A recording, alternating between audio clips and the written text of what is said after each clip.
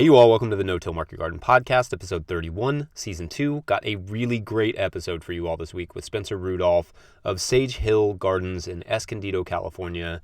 Emphasis on the word hill in that farm name because Spencer and his team operate on a north-facing terraced hillside, and it is one of the coolest farms I've seen for that reason. So we talk about terracing, how they did it and what they learned in the process. We talk about their no-till methods, their irrigation, and so much more. We cover a ton of topics in this interview. Also, this episode was recorded right before the coronavirus hit. So I called Spencer back this week to hear how he has adjusted. And I tacked that conversation onto the end of this episode.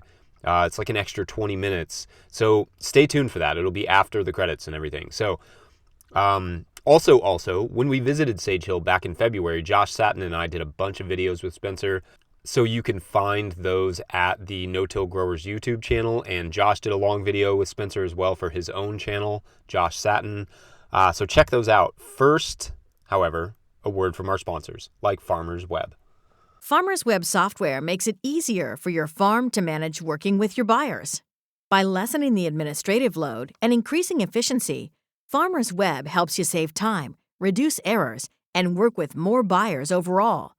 Our free account includes features to manage your real-time and coming-soon product availability, and tools to create your own availability calendar to inform buyers on the seasonality of your products.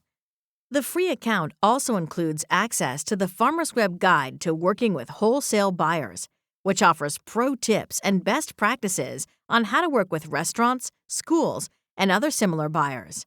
A 1-month free trial is available of the paid account, which includes features to manage your customers and orders, give select buyers special pricing and payment terms, track your buyers' payments, send invoices, keep detailed sales records, and much more. You can even manage orders for buyers who don't place them online. Access a demo video and learn more at farmersweb.com. Also supporting the show today, BCS America. BCS two-wheel tractors are often referred to as the best tiller on earth, which makes sense given that the rear-tine tiller is our most popular attachment. Recently, a growing number of folks have begun to see till as a dirty word. No-till and low-till methods certainly have their benefits, but the BCS tiller attachment has a new trick up its sleeve for growers that are concerned with inverting soil layers or over-pulverizing their soil. The Precision Depth Roller accessory, or PDR, is now available for 30-inch BCS tillers, and a 26-inch version will be available in early 2020. The PDR gives BCS owners precise control over the depth at which they engage their soil, from half an inch up to 7 inches deep in half-inch increments. Perfect for mixing in soil amendments while chopping up any leftover plant residues. And the PDR's expanded mesh roller gently levels the soil, leaving behind a perfect seedbed. The PDR is on sale now. Check out bcsamerica.com for sale pricing and to find your nearest dealer. Big thanks to our show supporters, and enough from me. Let's get into this amazing interview with Spencer Rudolph of Sage Hill Gardens.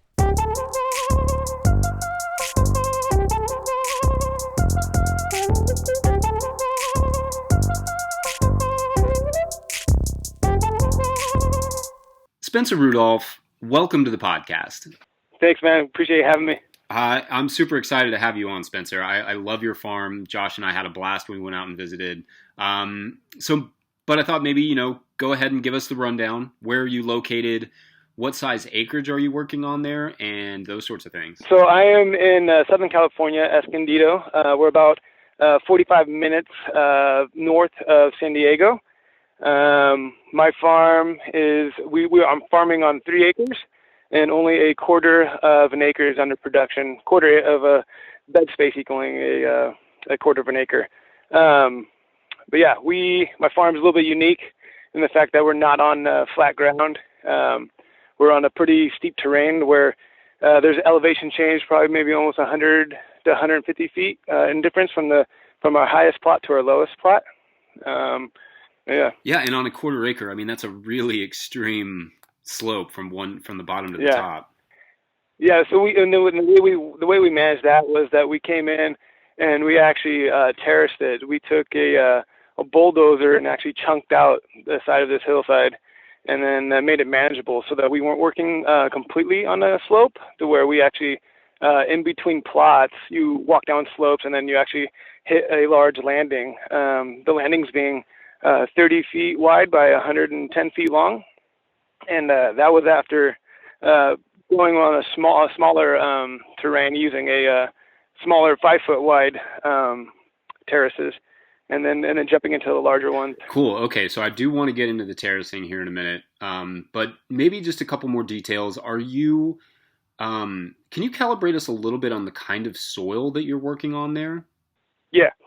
So our soil it's a sandy DG, and then it got even. This sandy DG obviously got even worse once we started to cut into the hillsides, and so we almost got down to pure DG, removing almost all topsoil.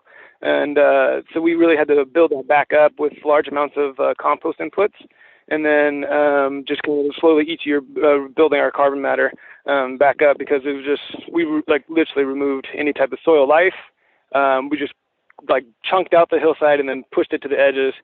So, but yes, it was just pure DG. And then now that we're on year 3, our soils are working pretty well. We suffered the first year trying to build it back up. Even at the point where once we removed a lot of our soil, even putting in large amounts of compost didn't really work with the plants. It took time for everything to the soil life to regain its stability and grow again. Can you describe, okay, so DG is decomposed granite, right? Can you describe a little bit for those who don't know, what that is and why it's kind of a big deal for you to try and start a farm on it? Yeah, it's decomposed granite. It's essentially just almost, it's a little bit larger than sand. It's just a mineral, pretty much. Right. It's but it compacts really hard too, right? Sand seems like it doesn't quite compact the same way that this decomposed granite does it. The decomposed granite almost feels it gets rock hard. Yeah, pretty much the point where, and that was another issue that we found too, that once we came in with a bulldozer and cut it out, that we created this huge compaction zone on our 30 by 100 foot sections. And so we had to figure out ways to decompact it, which was, we brought in a subsoiler. On our last plot, we tried a subsoiler, which seemed to help a lot. Everything else, we kind of suffered, the consequences of the first year of the soil just being super compacted, and then trying to broad fork it and getting it lifted the best you can. And then what happened was we would broad fork it, it would lift, and then within the first 3 to 4 waterings, it would actually compact again to the point where it would become anaerobic underneath the first 3 to 4 inches down. The soil would almost become anaerobic, and then thus killing the plants. So it was just a big learning curve on how to grow on DG. And then, but what we found, the best way for our method was to actually, when starting the beds, to actually do a high input of carbon, or organic matter, and we used peat moss for that. But then taking a tiller and actually tilling that in as deep as we could, almost up to 12 inches down. And then that actually helped a lot with that kind of breaking up the granite and the organic matter to the point where it actually, the soil ticked at that point. Once we got that organic matter deep into the soil, we found that the plants responded immediately to that versus just trying to place compost on top and then grow right into our compost. It didn't work for us.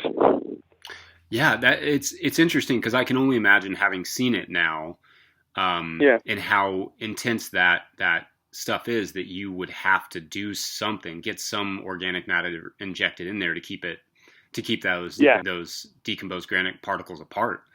Exactly. And with the broad forking, I noticed when we were out there and we flipped that bed, which we can talk about in a minute. We did a video about it on the No Till Growers YouTube page, but it was still catching a little bit. And you said you'd been broad forking that bed for a while, but I noticed, probably at about 6 or 8 inches down, it was still catching. So you were still running into a little bit of compaction there from that decomposed granite. Yeah, and then the other thing too is that since we're in such a hot climate, that our organic matter burns up extremely quickly, and so that even though getting that getting that initial deep till, getting that organic matter deep as possible is great, but the top like 3-4 inches, it really starts to burn up during summer, and you can actually see it like some of our like quick rotation beds, like doing arugula, where it's in the ground for maybe like 36 days, and then pull it out, then reseed it back again. Within like maybe 3 turns, the topsoil almost looks like it's like sand again. And so then we have to do this huge injection of carbon back into it, kind of keeping that flow, keeping like the humus breakdown continuous. But we found that just keeping like a high organic matter was the best for our situation, being that we're in so much decomposed granite. Right, and that same recommendation kind of comes when you're dealing with both clay and sand particles, so small particles and really large particles. Yeah. But yeah, totally. The decomposed granite was definitely something I'd not seen before. Okay, so describe a little bit your markets for us, where you're distributing those sorts and how you're distributing. Yeah. So right now we sell the 2 farmers market. My town Escondido is actually an interesting. Well, where my farm is, and according to my town in Escondido, is that I'm actually 5 miles outside of our downtown Escondido, and it's a pretty heavily populated area. And I would consider us like kind of what would be the outskirts of like the suburbs. And so, like I said, I can see my neighbors. It's not like I'm remote or anything like that. But so we sell to the Escondido Farmers Market, and then we sell at another one, which is about a 15-minute drive from us heading towards San Diego. San Diego is about 45 minutes from us. And we thought about selling down in the San Diego area, but it was just, we found that we wanted to make that a deeper connection with our customers, and it was so busy at the San Diego markets that we found that it wasn't going to be something that we were looking for, because we were going to like say hi bye to our customers versus like build a relationship. And so within the first like year, I made the decision not to go into San Diego markets, being that it was just going to be too busy, and you want to make that long-term connection that you can build a relationship with a customer. So like I said, we do two farmers markets, and then we sell to about 6 different restaurants, and then we do 2 wholesale accounts. Yeah, the restaurants, they range from San Diego, all the way from San Diego all the way up to the coast. We do deliver into San Diego, but that we have a few accounts down there, but it's mainly along the coastline coming back up to our farm. Our farm is also, we're about a 25-minute drive to the beach. So it's like we're like right in this nice little pivot point of hitting the coast and then going into San Diego. And with the restaurant crops, like we talked when we were there, you do, edible flowers and some other things. Can you talk about some of the stuff that you're producing for restaurants? Yeah. So we do an edible flower. We're exploring deeper into edible flowers this year, and kind of like with our edible landscapes as well too. So kind of like building our perennial hedgerows with herbs and things like that too, things that we can actually use as a dual purpose. One as like a hedgerow for beneficials, and then also as a cash crop too. But also with our restaurants, some of the items that our chefs will take is actually a larger microgreen. So we'll grow in a 128 flat. We'll grow like a red tatsoi up to just like a little bit past the true leaf stage. We'll just keep that in the greenhouse a little bit longer, and then harvest straight from that into a clamshell, and then selling that to them at a higher price point. And then we even got into with one of our chefs, we got into selling actual plugs of lettuce. They're actually an extremely fine dining restaurant. They're actually a Michelin star restaurant, and they wanted a head lettuce, but they wanted it at a baby stage. And so what we would do is that we would actually grow the plugs and then actually put the plugs into clamshells and then ship that to them. And they were paying at that point a full price for a head lettuce, but at a plug stage. So just being like really smart about what we can get away with the chefs and see how much they want to experiment as well too, and see how far they want to go. A lot of baby stuff heads off to those Michelin star restaurants. Yeah, that's so neat, because I always feel like it's really hard to translate what we do, at the farmer's market to a restaurant that only needs a very small amount of ingredients to be able to price those properly. Yeah. Yeah, that's neat that you all did that. But yeah, it was a big trial and error of trying to figure out like what the proper price point was for those. Like you said too, like the translation from a farmer's market vegetable to a what the chef wants it was just like, okay, we just need to figure if they want it like this, we can actually add this much more cost on top of that. Um, Yeah, that's cool. So you also do something that I hadn't thought about doing, but I love and have been thinking a lot more about since we left. Is the grow bags. You're using grow bags for edible flowers. Can you kind of describe how that system works? Because I think it's a great utilization of space. Yeah. So in our greenhouse, I found that we had a really wide walkway in our greenhouse, and I wanted to utilize that. So what we did was we put edible flowers into grow bags on the north side of the greenhouse, and what that did was give us the ability to have a pretty much like a 60-foot crop of edibles inside our greenhouse. But that wouldn't the thinking behind that was that we would have something that's so close to our pack house the flowers are gonna come out clean. It's less work, and it's something that we can move around too. So it's not something that's completely just permanent. And I didn't want to take out field space because we were limited on the amount of field space we have. So, and I still wanted to do the edible flowers, and I saw what kind of like cash opportunity there was for the edible flowers. So I wanted to get that into our production without having to occupy field space and maintain what we're doing in the fields. So what we did was I bought these grow bags, and what's nice about the grow bags is that they're interchangeable too. So like if a crop was great for this week, we can actually go down and buy. Like we went down and bought full grown calendulas, and we were able to pull out the existing edible flowers and replace them with the calendulas. And then so within maybe 3 weeks from now, we'll have calendulas available for selling as well. It just added like another little versatile slot for us in the greenhouse, which was nice. Yeah, I love that. Instead of your bed flip, it's your bag flip. Yeah. And it went pretty. And the back flips are like it's fairly quick too because the soil maintains the same. We just add a little bit more of a fert to it, and then just put the flowers right back in. Where are you getting those bags, and what size are they? Yeah, so we got those on Amazon, and they're a 7-gallon grow bag. They're like you can get them for like a case of 25 for I think like $30. It's actually really good pricing. And then what we figured, and then we went down and bought like professional potting soil for it. I tried to make our own, and that kind of stuff I always figured you just leave that to the professionals.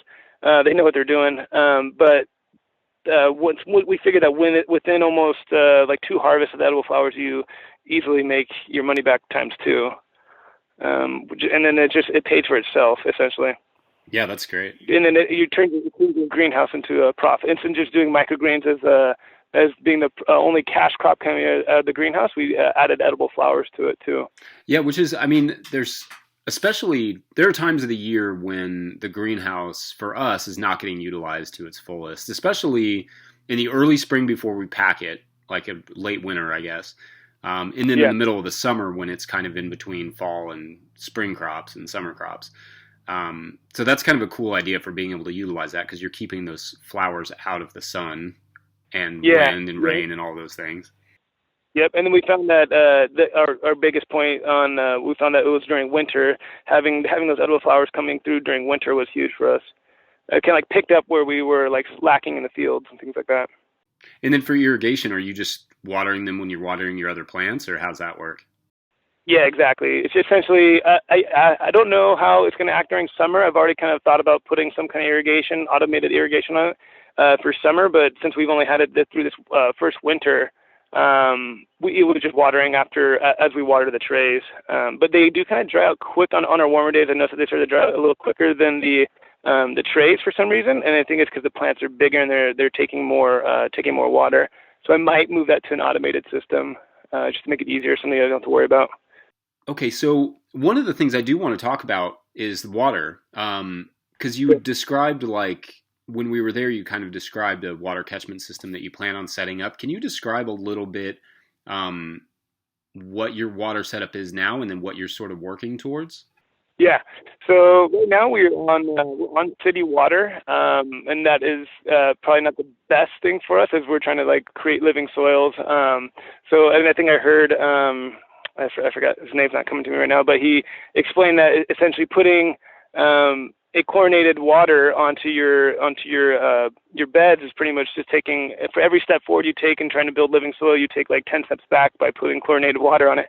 So one of the things that we always have to do is use clean water in our pack house. And so what we did was that we piped our pack house to be able to leach into an 8,000 gallon tank. And from there, our plan is to pump that up into a reservoir and then create a freshwater reservoir at the top of our hills. And then that will, in return, will feed our farm with that fresh water. But that was, so that is kind of like the plan. Instead of getting our wells out here for us are extremely expensive to put in. I think they're looking at around like a $35,000 well just to go maybe 30 feet or 300 feet down. So that knowing that we're up on a hill, it was like I'd rather, since we have to use the fresh water in the greenhouse, we use roughly almost 600 gallons a week just in fresh water in our pack house, sorry, not greenhouse, in our pack house. That I figured that if we could pump that into a tank, or actually just a natural gravity fed into a tank, and from there pump that up to a reservoir, a larger reservoir, and then have that use that to feed the farm, would be a little bit cheaper than having to put in a well. But that's, for now. Who knows if we're going to get a well down the road. But yeah, so that's kind of like the idea. And what we also want to do is use any type of rain catchment, so gutters on our greenhouse, gutters on top of our pack house, along with our homes, and all that would actually pump into that same reservoir as well. And that reservoir would actually become a dual reservoir. So we'll have two tiers, and with that we'll have it go from one tier to the next, kind of always oscillating or circulating, kind of keeping it as fresh as possible. And then we'll have like living plants in there too, kind of help with all that. But I have yet to kind of like dive into the study on that and figure out how to keep it from going bad too, because I guess the water can there's like a lot of little technical details on storing water. Yeah, absolutely. I remember you telling me when we were there that I was under the assumption that there were more water restrictions for you all than maybe there are. Can you talk a little bit about, you all don't have to worry about water collection restrictions, right? No, I don't think that there's not law yet saying that we're not allowed to catch water that I'm aware of. If there is, then maybe just go ahead and do it anyways, because you do it until you get slapped on the wrist, right? But our restriction, we're not even zoned. Unfortunately, we're not even zoned for agriculture water, so we're paying like top dollar, which is pretty brutal. And so our water reservoir is something that we're definitely going to be putting in place, hopefully by the end of the year. And then, if we do it right and everything like that, we'll more than happy to share how we did it with the other people who want to achieve the same goal. Yeah, that'd be cool. I'd love to get a little bit, once that system's all set up and running, maybe we can get a little bit of a video of it or something and be able to post that. Absolutely. Hey, you all, quick interruption from me. Got another sponsor this week, and it's my current potting mix, Tilth Soil. Tilth Soil makes living potting soil approved for use in organic systems from food scrap compost in Cleveland, Ohio. Tilth Soil is committed to making outstanding growing media to help regenerative and organic farmers be as successful as possible. Their blends are suitable for seed starting and germination, transplant production, and indoor specialty crops. Learn more about their products at www.tilthsoil.com.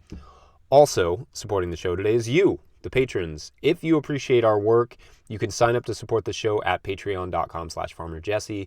You can also kick us a few bucks over at Venmo just to say, thanks, dude, I like this. I appreciate it. It helps me out.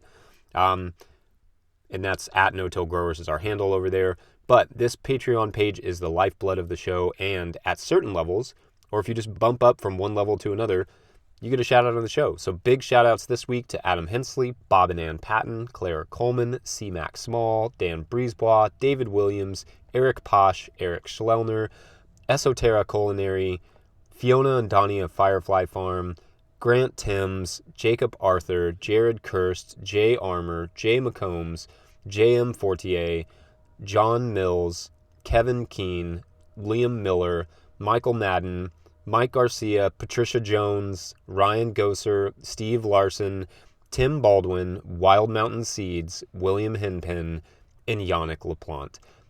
Big thank you to everyone who supports this show in whatever way you can. Patreon.com/FarmerJesse or Venmo to @NoTillGrowers. All right, back to Spencer.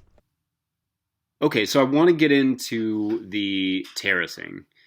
And maybe if you could kind of start from the beginning, give us a little bit of a background on you all have construction in your background, right? You were working as contractors, your family was? Yeah. I said my background it has almost zero agriculture in it. I started, like I said, we started our farm 3 years ago, and prior to that, I had never really thought about soil or thought about how to even grow food on a production level. But we did have my dad is like a previous builder. He did a lot of earth moving when he was in his early 20s to late 30s. So he knows a lot about using bulldozers and things like that. So when I came to him with the idea about terracing, he's like, this is what I do. I move soil. And so I was like, okay. But the way we did it was we started at the top of the farm and then worked our way down and just kind of moved the soil down the hill. If you could see it, like I said, there's like a 150-foot elevation change from top to bottom within, say, 300 feet. So it's really, really a rapid elevation change pretty quick. And so we had to actually cut into the hillside pretty deep. And some points were almost there's almost like from one plot to the next. There's a slope that's so steep it's almost a 15-foot change, and then the next one up it almost gets up to 25 feet in elevation change from one plot to the next. And that's, like I said, within 10 feet of going up a slope. But he was able to come in and, like I said, start at the top and then kind of work his way down the hill on one of the slopes, and then with that, we got into another section where I told him, I was like, we probably should think bigger and go with a little bit wider pad. And that's when we got into cutting into a 30 feet wide by 120 foot long pads. So we cut in 3 of those on this hillside, and those actually have been the most beneficial because these are where, like I said, you get down to a landing, you're no longer having to deal with the hills anymore. You're now on like a flat, what would feel like a flat farm. You're just in between, you're walking in between elevation changes of like maybe 15 to 20 feet up steep slopes. But we have things like in stairs and paths and things like that. And then in the future, we everything has been bulldozed into areas where we can actually get golf carts and quads and things down to every plateau to make sure it's easier once we get more loads coming out of the fields. Right, and that space also gives you, when you have those larger landings, like just to kind of give people a description, from my perspective, you have some smaller plots and then you have kind of individual beds start kind of at the top. There's a handful of individual beds or double beds.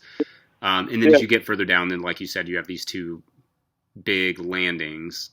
So like at the top, the first garden that I showed you was it's our lot 1. I actually hand dug that my first year, thinking that I was just going to have a small little garden that we could sell veggies because kind of dropping back a little bit is we started this business as an event center. So we wanted to do have weddings, have farm table dinners, things like that.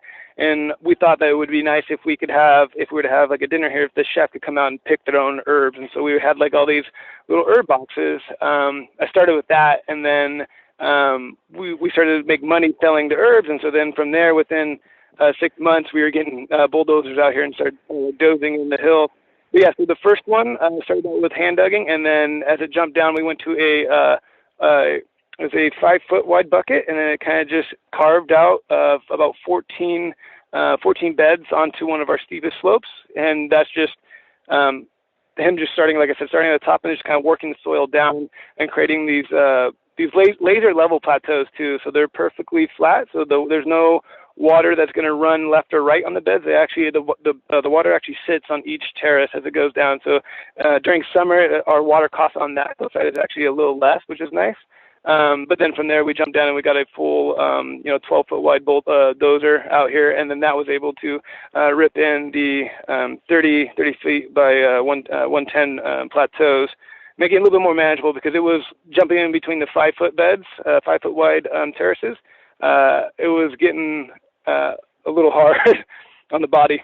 Yeah, I can imagine and then those 30 by 100, those are kind of, you can actually put in some decent sort of more permanent infrastructure on those, right? Yeah. And that was kind of the idea. Once we put in these, that was when I was starting to actually like dive into, once we got into the bigger plateaus, I started to actually really dive into the whole market garden and understanding that we probably will need some kind of large greenhouse of some sort to actually get to a nice production scale, year-round production scale. We still, even though that we're in Southern California, the production does slow down, and a lot of people out here growing greenhouses. So to compete with them, you almost have to have some kind of greenhouse set up for that. But yeah, so that was the idea, that we were going to put on all 3 of the 30 by 100 foot terraces, that we were going to put a greenhouse on each one. But then as my knowledge grew too, so I don't think we covered this yet, but I'm on the north side of a hill as well, not the south side. So the hill actually face like an east-north. So it's kind of like more adjacent to the east than it is north, but still on the north side.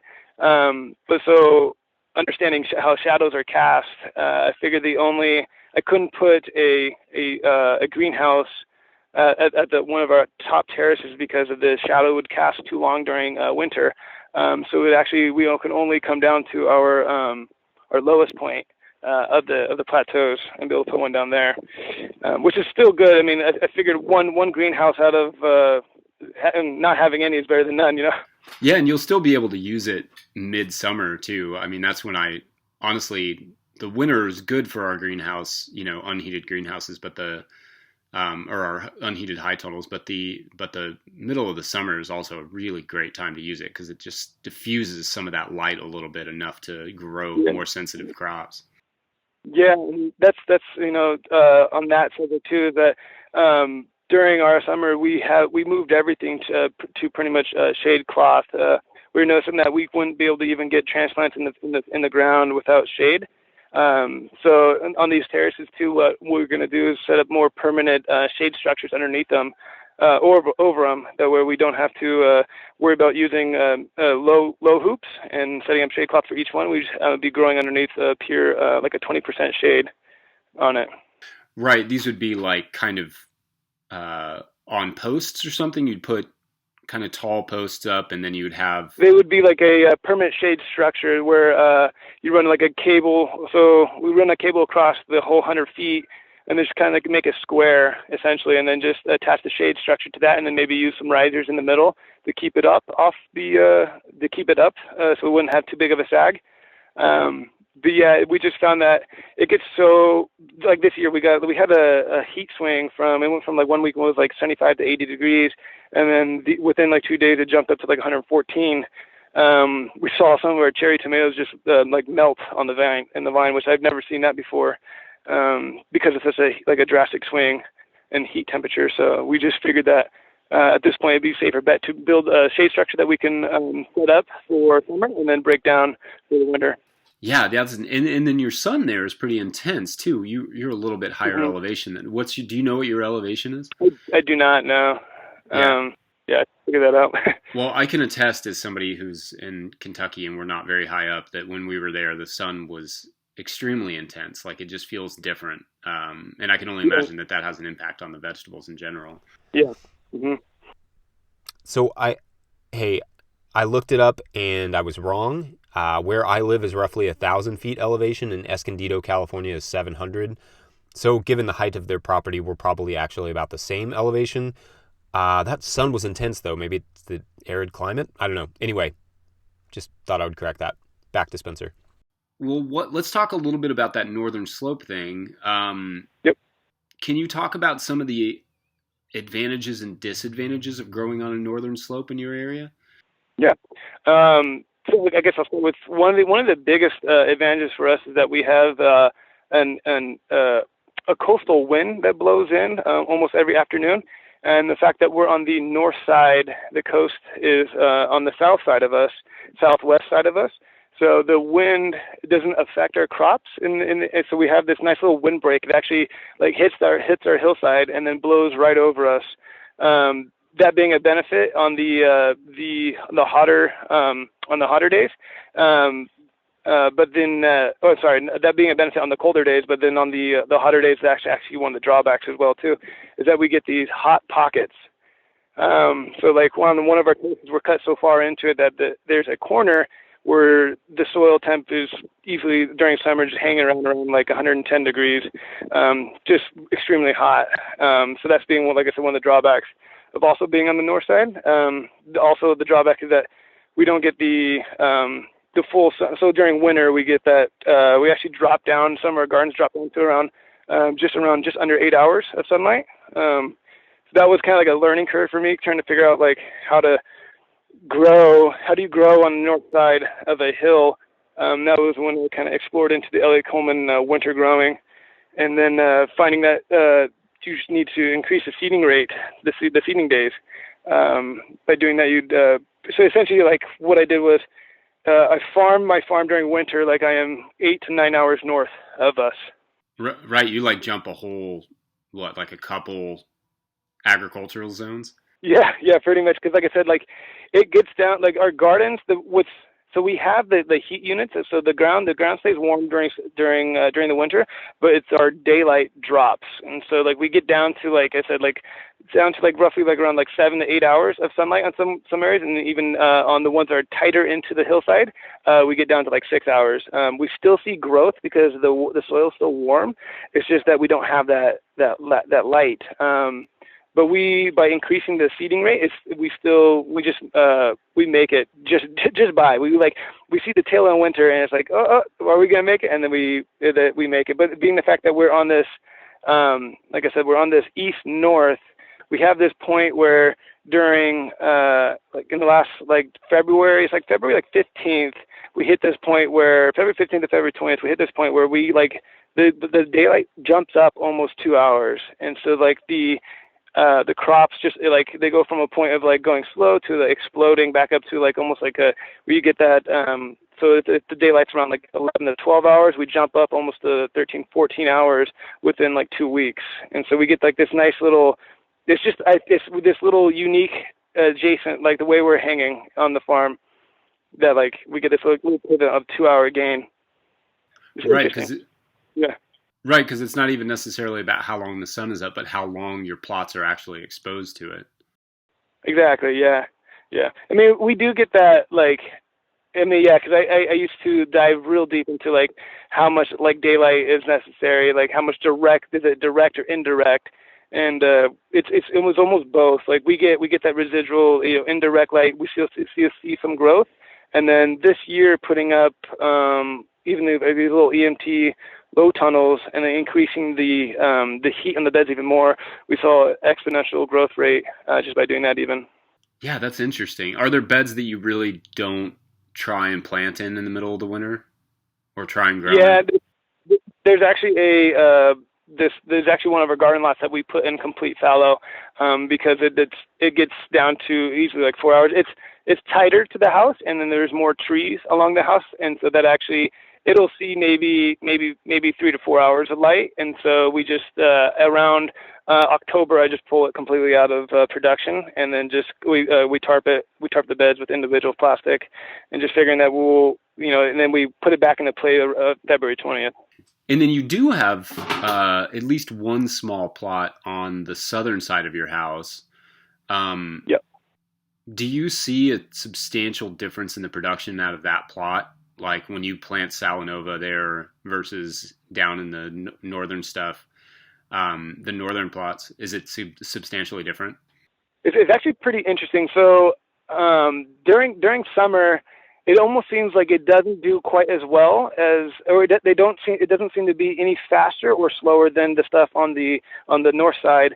it almost seems, it actually at points, it does seem like it might be even slower during summer on the south side than it is on the north. And that's because I think it gets so hot. And I think that's one of the benefits that we're on the north side, that it gets that afternoon break.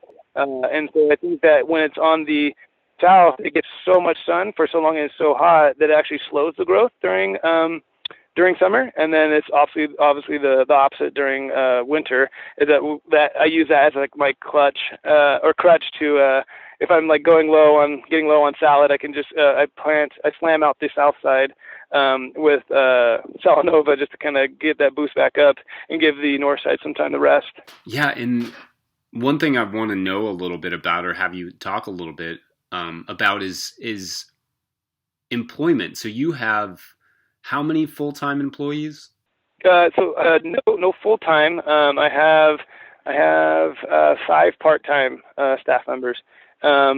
Being that they come, I have a staff member here almost every day of the week. At least 1 or 2 staff members here every single day of the week. We operate with 5 staff. 2 of them solely operate in the field, and then 3 of them help me or operate in the greenhouse and the pack house. It being the pack house being on Fridays, when pretty much we have all staff on site on Fridays, because we do all deliveries, we do all harvest and delivery and wash and pack the same day on Fridays, and so we get it off same days. We don't at the moment. We don't even have a cold room, and so a lot of what we do is harvest and pack and then deliver it. So we take it off our hands pretty much, and then for the farmers market, we let it sit in like pretty much like a root cellar until for the next day for the farmers markets. And then for the staff, we have, like I said, I have two field staff who are with me. I'm involved in the field as well. And then we just found it more efficient to have people, so people who are focused, like sole focus is on washing and packing. And then we have a staff member whose sole focus is our greenhouse, which is microgreens, and then seedlings. And then we have the field staff, which is me and 2 others who focus completely on field production and manage that to its full potential. Okay, and then how many is everybody getting? Roughly the same amount of hours? Some don't want more hours on that sense, but so pretty much the field staff. Yeah, the field staff, and they get all the same hours, and then the other part timers, they kind of the ones that are more and more part time, I should say, are they don't want more hours, and so they're okay with that, and so it actually makes it nice on my end too that they don't require more hours than that, which is nice. Yeah, it actually like worked out in a way. Yeah, that's nice. In terms of revenue generation, are you willing to talk a little bit about what you're able to gross on that sort of acreage? I mean, you're talking like a quarter of an acre on primarily on a north-facing slope. Can you talk to that a little bit? Yeah. So last year we grossed at 125,000, and then this year we are already up. I would say at least at a gross rate, we're already up at a 50% increase from last year. And that is because at this point last year, I was only doing a single farmer's market.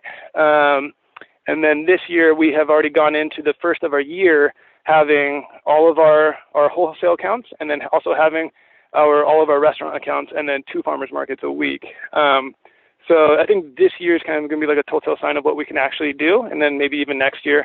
And then, so it's been, not to say my net has been amazing, because everything that we did last year, we just put right back into building infrastructure, putting in new fields. But so then this year, what's nice about it too is that we actually just pulled the tarp back on our last field that we can possibly expand into on the property.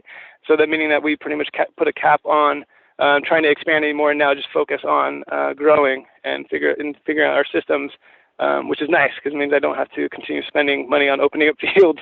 And last year was kind of a wild ride in the beginning of the year because it was just me and one other person in the beginning of the year. And then towards the end, we were getting so busy to the point where I had to bring on, like I said, 4 more staff.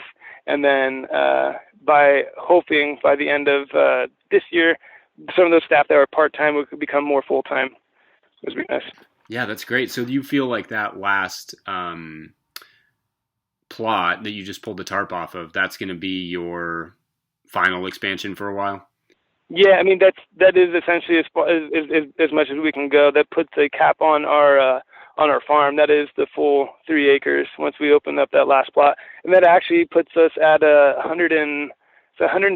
I think it's 125 50-foot beds, and that, like I said, that puts a cap. We literally cannot go anymore because that uses up all the land on our 3 acres.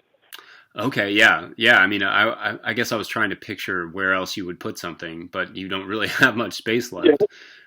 Yeah, the slopes eat up a lot of space, because if you're like, wow, only a quarter acre of production on 3 acres doesn't seem like a lot. It's because of the slopes. Yeah, and the space in between plots too eats up quite a bit. Yeah. Mm-hmm. And then you have a house and all of these things. Are you still pursuing the sort of event space element of it that you kind of originally started with?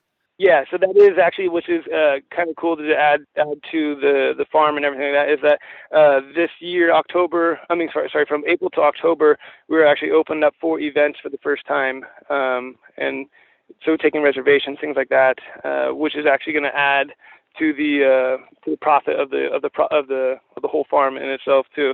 We kind of look at it as like one, although the event would be its own entity and everything, but it's all kind of ties back to, because I live here with my family, so we all kind of like, it's all one big unit. We're looking at it that way. Yeah, and it's got a nice little setup too. You've got like a little patio there with chairs and all of those things, and we can fit, so our event center too, we can fit up to roughly up to 80, comfortably up to 80 guests. And then the only thing was parking, but we figured we would use a shuttle, rent our own shuttle, and just include that. Let's just cover our cost and with the event price, and then use a shuttle to bring guests up and down to the lower area where they can park their cars. That's great. So, okay, so let's get into some technical detail on some crops that you're doing. In terms of the bed flip, you have a really cool system, and we did a whole video about it, but I'm wondering if you can kind of break it down, and if people want to see more, they can go over to our YouTube page. But can you kind of break down your bed flip system and strategies? Because I think it's really cool and it's really efficient. Yeah. So the way we approach a bed flip is that the existing crop, if there whatever residue is left, instead of just pulling it straight out or using a hula hoe to pull it, we'll actually twist, leaving as much residue, as much root mass into the soil as possible. From there, raking up any debris and then pulling back the drip lines. Everything on our farm is operated with drips, so that's just one of the more annoying things that we have to deal with is drip line, but it's just water efficient as well. So we pull those back, and then from there we spread 5 gallon buckets of compost, or one wheelbarrow of compost, and then we do a yearly input of peat moss, and then from there we'll broad fork, and then spread fert blend, and then we'll broad fork, and then we come back through with a tilter going up and down the bed twice. And the way I operate with our team is that we treat it like a relay, where if one person is understanding that he puts down the compost, the next person is following right directly behind him with a fert blend, and then the following person after him would follow right back behind him with a broad fork. And then once he's halfway through the bed with the broad fork, then the other guy will start with the tilter. And then, so we can do, with that technique and kind of like treating it like a relay, we can get up to, during summer, we actually got up to like 16 bed flips on one day. So we'll do that during summer, we flip out about 16 beds a week, and then transplant all those right back in on Wednesday. So trying to leave our soil the least amount of time bare. So there's like about 2 days, but we treat it like I said, is that on Mondays we do all the bed flipping, focus on that only, and then Tuesday we harvest, go to market, and then Wednesday we come through and retransplant into the beds again, and then get everything cut. We spend the full day transplanting and then covering it with any type of bug netting or shade cloth, and then watering everything in. With our hot climate too, watering in is actually a huge part of the success rate of our transplants. If the beds aren't completely saturated, we found that we had a great amount of loss with our transplants too. But also when we started operating with a 30% shade, we found that our success rate was almost 100%, with that about half the time watering too, which was nice. And then the way, since we are operating with drip, we do have to come in and hand water everything with a hose. Kind of a hassle dragging around hoses, but like I said, what's nice too is once you're onto that plateau, we have a hose set up for each plateau, so it's not like you're dragging a hose, 300 feet. You're actually only dragging about 50 to 100 feet out just on the bed length. And can you talk? You mentioned the fertilizer blend that you put on there. Can you talk about what's in that and how you kind of went about determining that? I was doing a little bit of research on soil amendments to get into our field, and I always found that we have to grab multiple buckets with multiple different amendments and fertilizers, things like that. So I was trying to figure out what's like one solution type thing. And so I found a humic acid and a kelp. I did some research on putting those into a blend and putting it on our beds. But then also, as well as researching that, I came across Neversinks. He has a blend through, who is that? I think it's Seven Springs Supply Store. He has a blend of it's humic acid, feather meal, fish meal, alfalfa meal, and kelp. And so I figured, since we're only using that as a crop need fertilizer, that is something that we utilize on our farm. It's that full blend, and we actually just make our own blend. So I go down to our hydroponic store just down the road and buy all the ingredients and just blend it ourselves. But we've seen since we started using the kelp and probably all the other stuff in it as well, is that the crops respond phenomenally to it, actually really well. So it's actually a nice little blend. And then the way we do it is like a 25% alfalfa, 25% fish, 25% or feather meal, and then there's like I forgot what the other. It's like an 8 and 17, 8% humic acid and 17% kelp. Okay, and then forgive me if you mentioned this, but how much of that are you putting on a 50-foot bed? So that we put down, we put about 14 handfuls, and we figured that a handful, actually I weighed it out, a handful holds a quarter of a pound. I didn't want to get into using like a scoop that held, 3 pounds or anything like that. It's just, for me personally, it's just a little bit more efficient to just use your hand and shake it over the bed. And just make sure that we try our best not to overdo it, but that comes out to be roughly, I think, around 3 to 4 pounds per bed. Yeah, and then I know everyone's going to balk at this, but this year is actually going to be one of the first years that we soil test to make sure that we're not doing anything harmful. We have yet to do any type of soil testing. Please, people don't hate me for that. But that's something that we this year will be diving deep into and making sure that we're not doing anything harmful. No, that's great. And I mean, I think a lot of people don't do soil testing at all. There's a lot of, controversy around how effective it even is. But, I think it's good. I think it's good to keep tabs on your soil and figuring out, if you're adding too much of something or if you're out of balance in something else. I mean, it could make your crop production even more effective. Yeah, right. So one thing I want to talk to you about a little bit and get kind of nerdy with the irrigation. I find that people in California know a lot about irrigation, and it's out here, we all just use it occasionally, basically, because we get so much rainfall. Yeah. Can you talk about some of the things you've learned in setting up your irrigation system and then how you went about kind of figuring out what to use and where?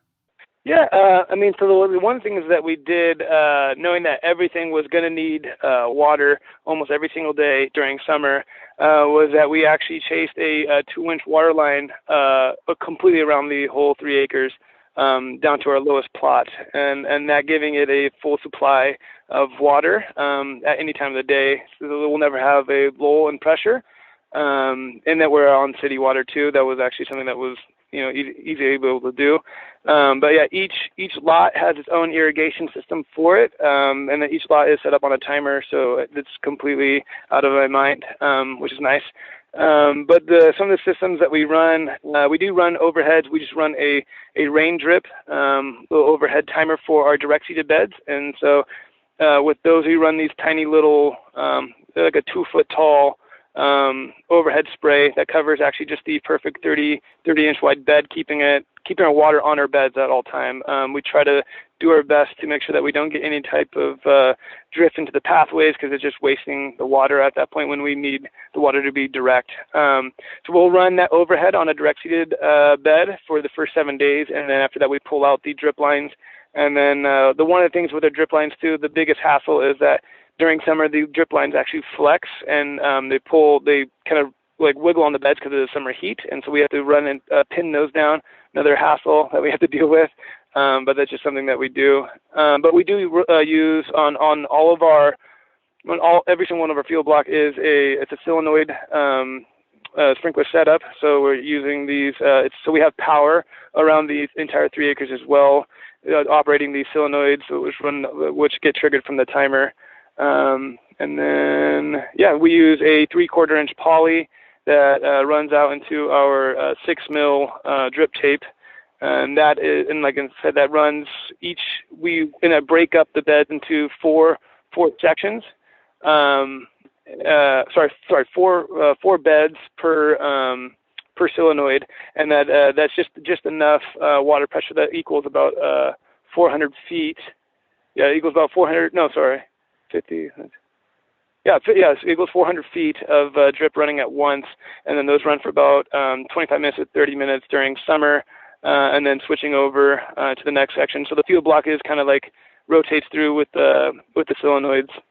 Yeah, I mean, like I said, I wish I could move to if I was on a well, or once we get our reservoir, depending on how much water it uses, maybe you move to a wobbler to kind of help with that post-transplant watering in.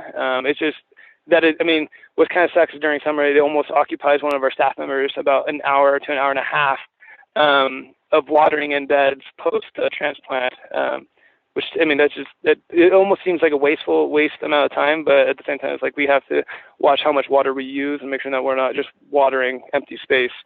So when you say watering in, they're just doing that with a hose? Yeah. So they're coming along with a hose and with a nozzle on the end and just soaking in the beds. That's when you don't. Yeah, I guess.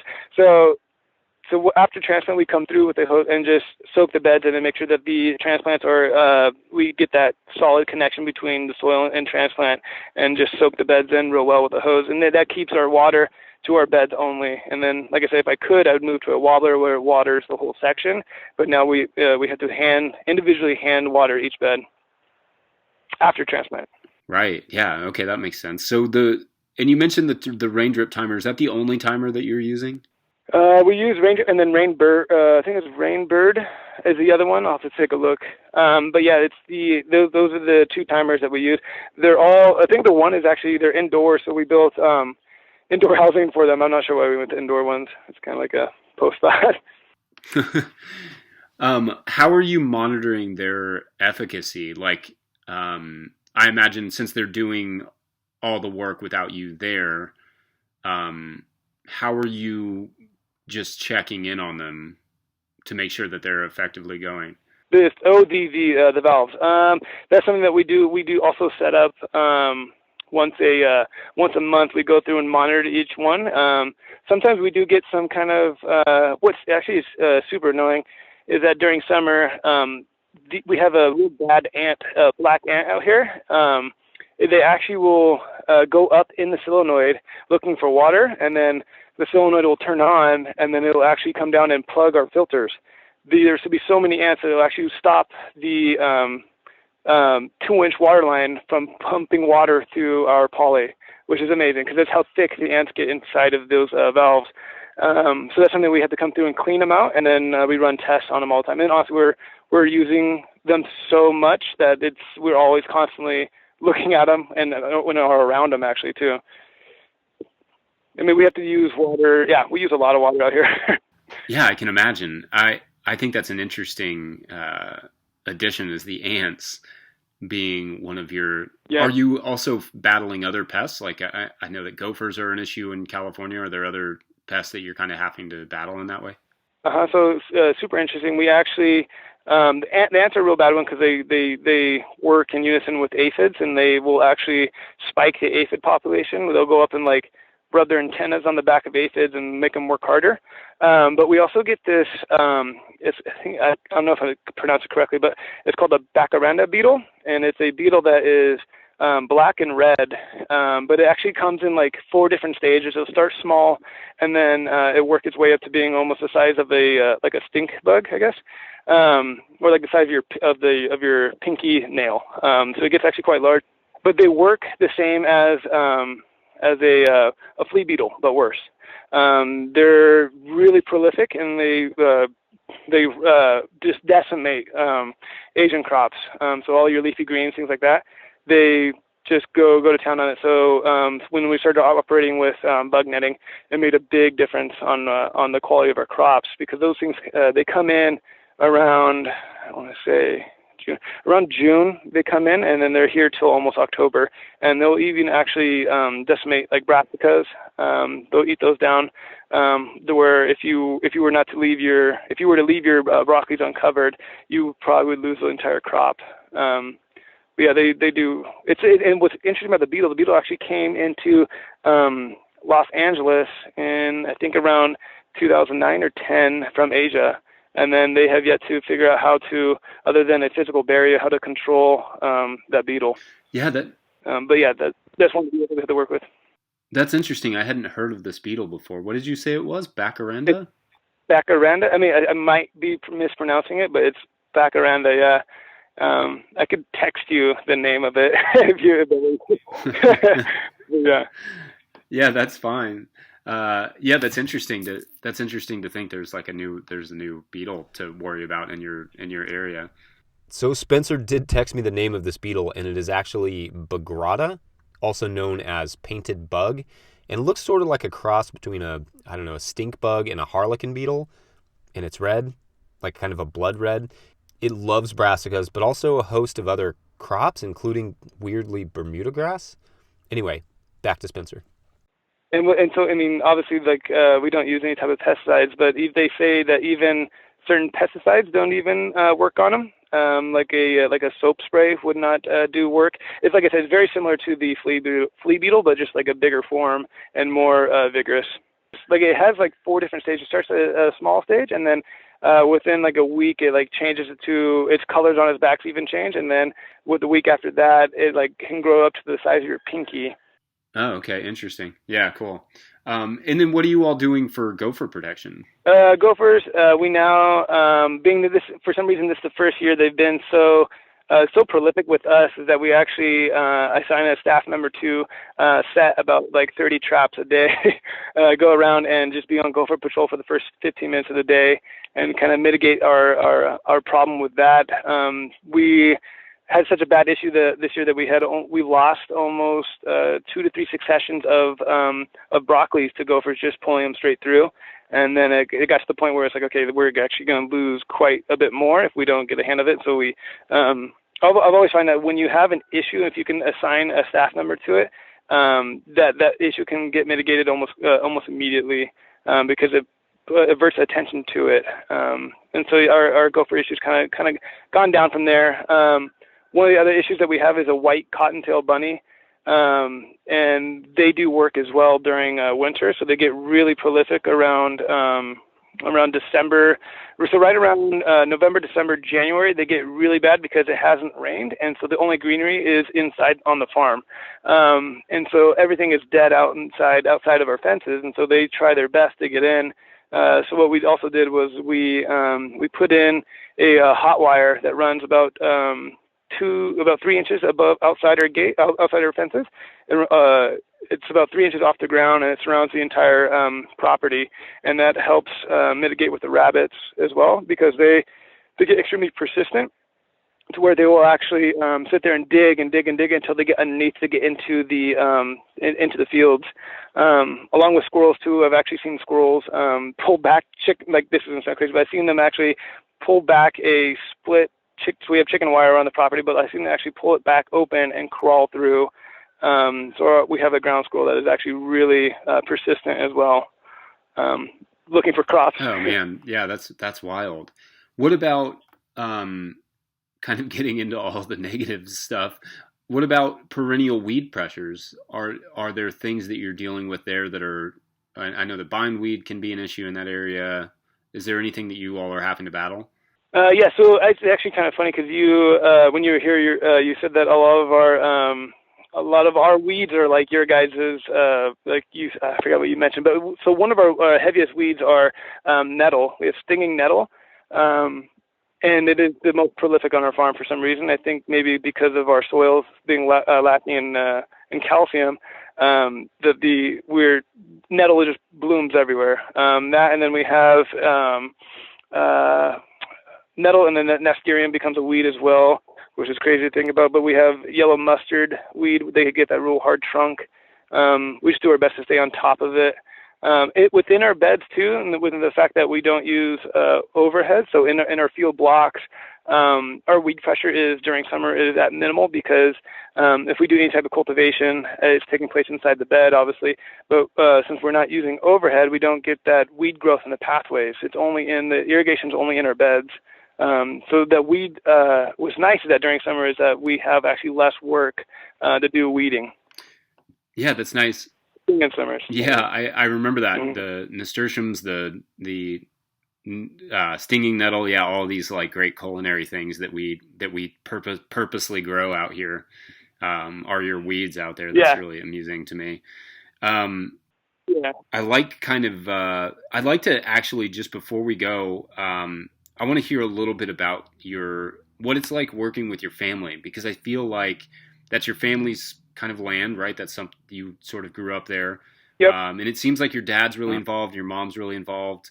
Can you talk a little bit about that and how that works? Yeah. So, one of the I think one of the recipes what is actually works on our farm with my family is that I focus on the field and the farm production, and then my dad, being that he's in the building background, that his focus has always been on the infrastructure. And then my mom helps a lot with the doing the farm events. So we actually also open up on the farm from April to October. We open up on site to sell veggies, so people can actually come up and buy on site and then walk around the farm to kind of view and see how we operate, since we're such, like a unique farm. Market gardens in San Diego aren't, there's far and few. I think we know, it's me and Jared, out here in San Diego doing market gardens. But yeah, so operating with a family, it's unique. You have your arguments and things like that, but it's nice. It's pleasant because you get to be around your family, and I think that's important too, because it gives you that. I don't know. You get to be, like I said, with your family. So to me, that's important. I think when it comes down to it, is being around family.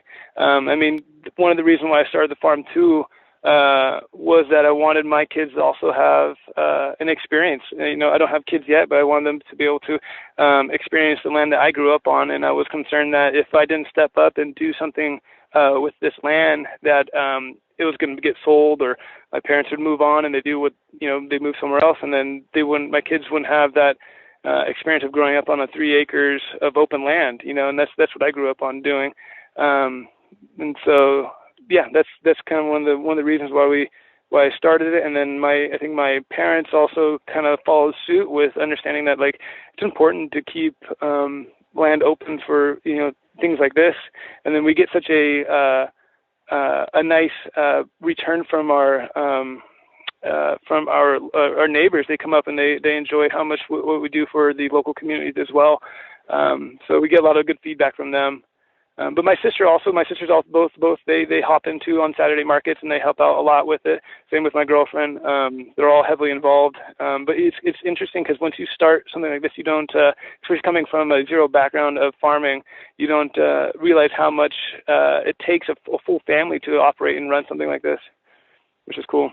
Yeah, I think that's super cool. And I think you and your family are, yeah, really inspirational. I love how you've kind of divided that the labor and the skill Yeah. sets.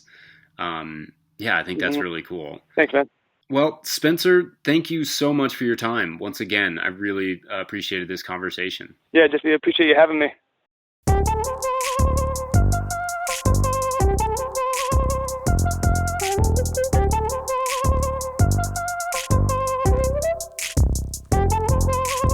All right, if you enjoyed that episode, make sure to follow Sage Hill Gardens on Instagram and all the places. I will hook it up with links in the show notes. And stay tuned for the follow-up. I've tacked on a few minutes with Spencer regarding how they have adjusted to coronavirus. And by a few minutes, I mean 20. But it was a great conversation. I didn't really want it to stop. Had to get back to work. But before that, make sure to subscribe to this podcast wherever you are getting it and leave a review.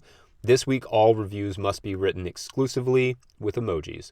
Big thank you to Josh Satin and Jackson Roulette for all their help with the podcast and the site and the videos and my sanity. Speaking of sanity, enormous thank you to my wife Hannah for everything in the world. Thank you all for listening. We'll see you next week. Bye.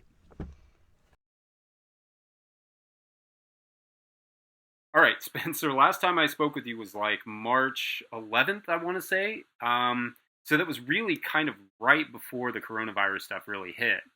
So what has changed since then? So we were heading right into like a normal weekend of, Friday harvest. And so what happened was that Thursday night, we kind of got like the big heads up, like it was like, what was that? It was like Thursday the 12th. It's essentially what happened was that we went into Thursday thinking that everything was going to be good. And then that night, our governor said, shut down anything over, what was it, like all restaurants and any gatherings over 250. And so at that point for us, it was like, okay, so no restaurants, and our farmers market is definitely over 250 people a weekend. What do we do? So that day, essentially, we took on, we tried to do like a quick little turnaround just for that Friday harvest. Like, okay, definitely no farmers market. We're going to reduce that harvest. I'm not going to open up on the farm quite yet. We don't know what's going on with the virus. We don't quite know, that it was getting really kind of like, I guess, nerve-wracking, a little scary with the whole situation. One of my coworkers, his cousin lives in Italy, and he said that they had pretty much gone into full, essentially what would be like martial law over there. And so I figured what was happening there was going to trickle down and hit us. And so that Friday morning was just like super uneasy. No one was really, settled in with what they were doing, their task and everything like that. You could tell everyone was kind of, their mind was elsewhere. So people wanted to get home, they were nervous and things like that. And so essentially what we did end up doing that for that Friday harvest was, we created a small, quick box, like had people place a custom order. And so we did maybe 15 custom orders on that Friday, which is just a tremendous amount less than what we normally do. And we went into that weekend, and I was just like, that is not going to work. And what I was assuming was that we were pretty much going to go into a full month long of no farmers market and no restaurant. And so I was like, so that weekend I sat down with me and my team, and we were like, okay, definitely can't do custom orders because it got to the point where we were receiving emails for custom orders and we didn't have a system set up for it at all. And so essentially coming in that Monday that I need to have X amount of dollars filled out for our Tuesday harvest. So I figured what we do is we'd switch over into a standardized CSA box where we have a standard $30 box, you get X amount of items, and we had a standardized $45 box, and you get X amount of items. And then as soon as we announced that, because at that point too, that Friday I actually that Saturday I actually got into the grocery stores just to kind of peek around and see why it was getting so kind of funky in the grocery stores. The big chains that we have down here were actually like truly empty. A lot of the produce was actually gone out of these big chains, which I found would be super interesting too. And so as soon as we announced that Monday that we'd be doing custom boxes, our email blew up like with maybe like over 200 orders within the first hour. So we were like, okay, yeah, it was about ridiculous. And so at that point I was like, okay, we definitely can't do become a 200-person CSA farm overnight. I was like, we definitely needs way more planning. And so we put a cap, which is based on what I thought we could fulfill. And so that cap actually started at 90 families. And then within the first week, so then we did about 85 boxes that week. That was 2 weeks ago, 3 weeks ago. I think it was pretty much first. Yeah, it was only 3 weeks ago. Yeah, I mean, it just feels like this month, all of March felt like it took the whole year to get through. Yeah. Which was pretty crazy because, I mean, it's like everything happened at once. We switched our business model as fast as we could just to make sure that we didn't miss income, because we still have, staff, we have our bills, everything like that. And I didn't want to do any type of layoffs or anything like that. And I knew people wanted, fresh produce. And then with the response that we got that Monday was just like, okay, we can do this. So like I said, I set our benchmark. Okay, we could do 85 families. The first week, by the second week, I could jump up 10 more families, do 95. And then the third week now we're going up to 100. And then I do believe, because I mean, I'm like 2 weeks out from having like zucchinis or like our summer squash, things like that coming online. So I'm like, okay, now I might put a final cap on our farm at like 120 families a week. But yeah, we just essentially just transitioned to this standardized box. Pretty much like a CSA, like what we like, you instead of having like pak choi every week, you can get like a tat soy or something like that. But yeah, it was pretty intense to kind of fall right into like a CSA farm. But it had one of our staff members, Andrew, you met him. He had actually worked on a CSA farm prior to this, and so having him on board was just a huge help because he was able to like, okay, look, like you kind of figure it this way. Because I mean, I've always been a restaurant to a farmer's market kind of farm where we never really pack individual boxes, never had to build a system where we're, harvesting everything, packing into totes, and then distributing it into individual boxes. And so we jumped right into it. But yeah, Yeah.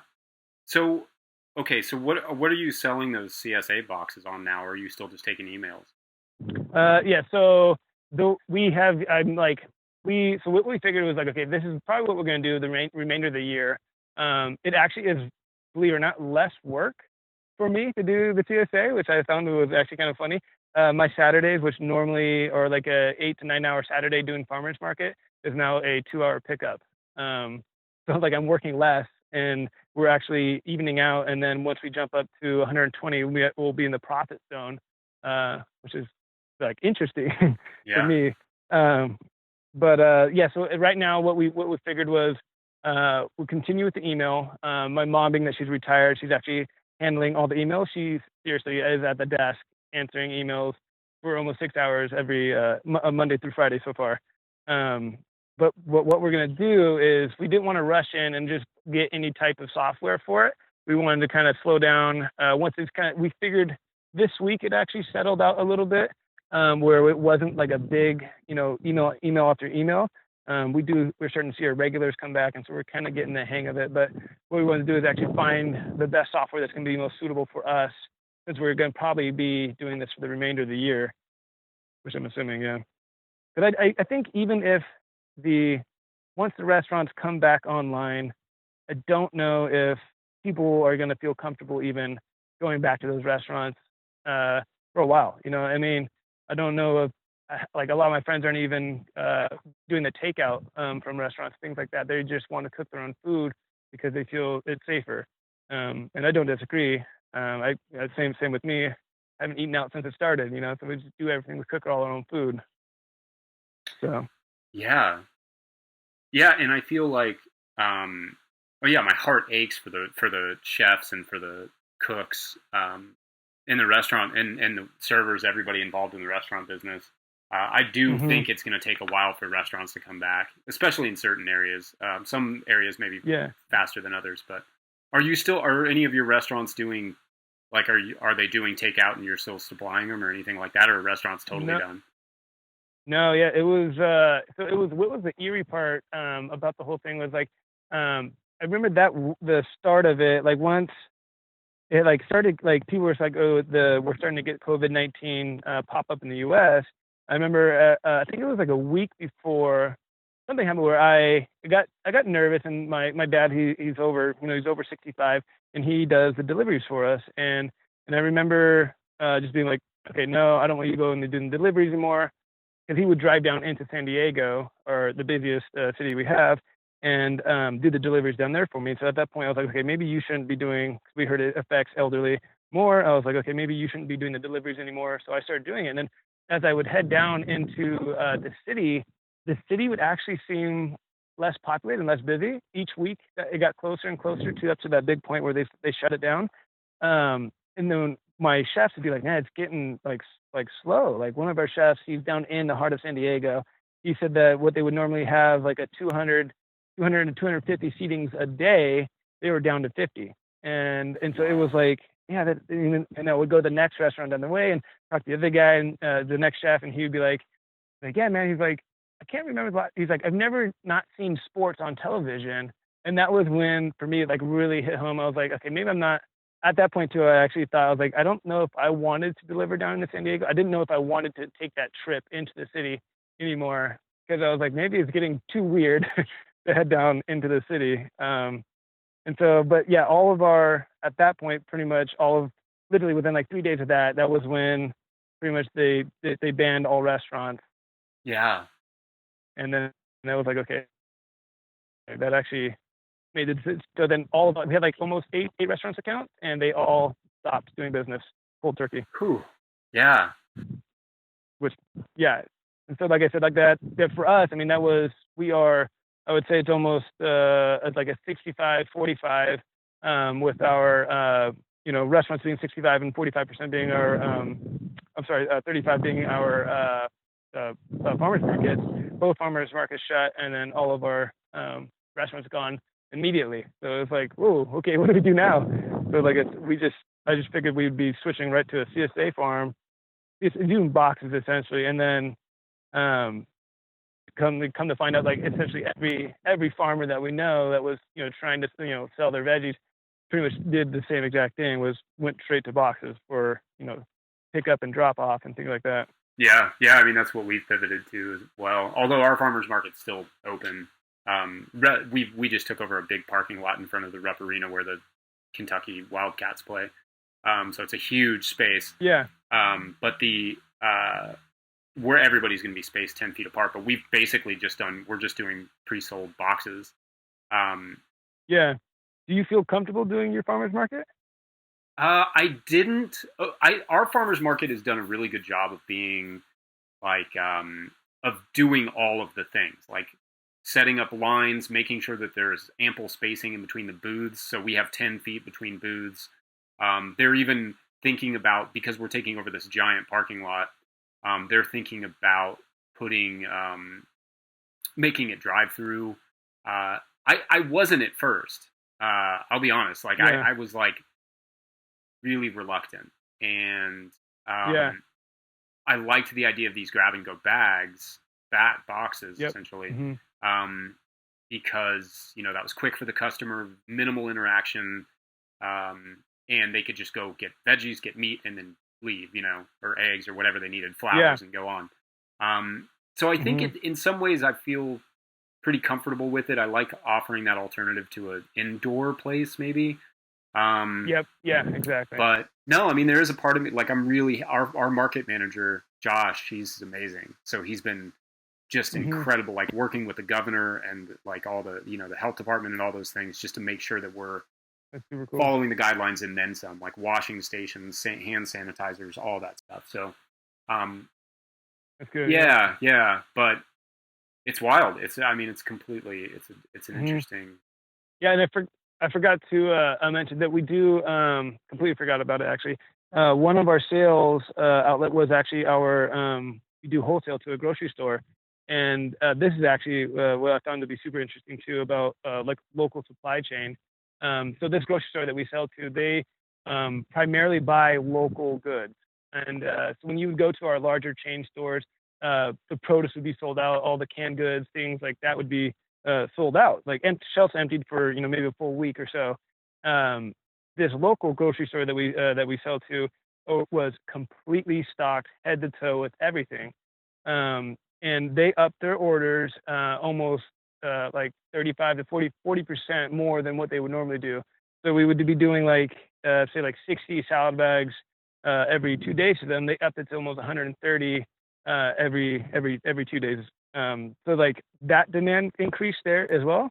But like to speak on the level of like how people should focus on like their local goods is huge, because you don't have that trucking, the delay time. And so I think people are starting to figure out that if you rely on your local sources, that's just a way better way of, going about it, versus these big chains that have to have this like, the lag time essentially from the demand. But yeah, that was just, I found that to be super interesting that you find a grocery store that buys primarily local and they're completely stocked head to toe with everything. Meats were loaded. They had even the whole toilet paper thing. They had plenty of toilet paper. I just thought that was just super interesting to see that. Has your crop list changed any? Like, are you changing up what you're growing? Yeah, so that's actually very interesting, because now, I just put in, 600 feet of tomatoes literally this week, and it was like, okay, did we just put in way too many tomatoes? Like maybe could we have just done away with like, maybe, 300 feet of tomatoes and been fine for the season, especially if we're doing like a CSA. We did, like a lot of like more, we were doing cutting back on our salad, definitely cutting back on lettuce, things like that, and then moving more towards like a larger onion. I actually did get potatoes this week. I mean, there is like a little bit of that. Well, maybe we should look into growing like a safety net crop type thing in case things do get funky and there's something that does go on with the supply chain and we have to rely completely on ourselves. So there was a little bit of pre-thinking that way. Other than that, the crop, I do, it's about the same. I mean, we do like the whole diverse crop the entire year round, and so it's been about the same. The only thing that's changed was, like I said, just decreasing head lettuce and salad mix, and then increasing like longer term, like more storage crops, like doing like daikons and doing like big storage beets and things like that. That were, if I can, since we're at a new business model, we can essentially let the beets grow to full size, come through and just clear the whole bed, put them in storage, and then get the next crop in quicker. So it's just like, well, now we can farm differently too, which was kind of cool, because now we don't have to wait, we don't have to bunch it in the field and then have it like look market presentable at the farmer's market. Now we can just cut the tops off, wash them, put them in storage, and then put them in the boxes, and then that way our bed flips become quicker, which I thought was kind of interesting too. Right. Yeah, that's interesting. One last question: in terms of most of your employees do not live on property, so have you set guidelines for like in terms of what you expect of them, or like safety, those sorts of things? Mm-hmm. Yeah. So the one thing I hadn't been doing was the mask. Anything with mask. I found that from my research, but now finding a little bit more out this week even, was that the only mask that was going to be preventing anyone from getting or even just reduce the chances of getting COVID-19 would be the N95 mask.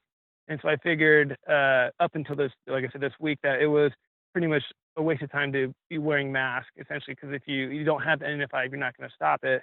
But then to learn this week is that essentially the mask is more for reducing the droplets that would come, or that they talk about, that when you speak or cough or sneeze, that the mask is actually helping to reduce those droplets. And so that's something that we might look more forward into this coming week, is getting masks for our team to wear. The hand sanitation is like just essentially going around bleaching all of our door handles, things that we touch. If the staff feel any type of, if they're feeling down or feeling like they're, not well in any shape or form, that they should definitely let us know, and then not come to work. And then if they do, you also can notify us if they've come down with it. And then essentially, I mean, that's pretty much when the business would be shut down at that point too.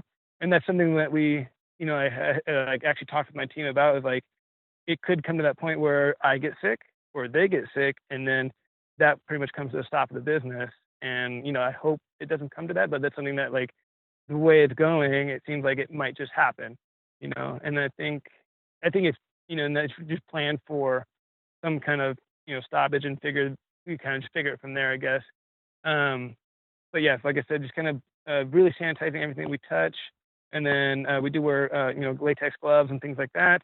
And then even with the when we do the box pickup and drop or pickup, latex gloves for that. I guess I'll probably be moving to wearing masks just for people's comfort too. I did find that people found way more comfortable to hand over either cash or their ATM card if I was wearing like a latex glove. But yeah, so so just with the staff is just primarily just being really upfront with everything that they're going through. If they're feeling that way, even if they come in contact with someone at their house that has gotten it or something like that, that they need to be very upfront, since we are dealing with foods essentially and packaging. Yeah, that's great. Well, Spencer, I appreciate you updating us. And yeah, no problem. Best of luck going forward into the season. And we'll touch base again soon. Yeah, thank you, Jesse.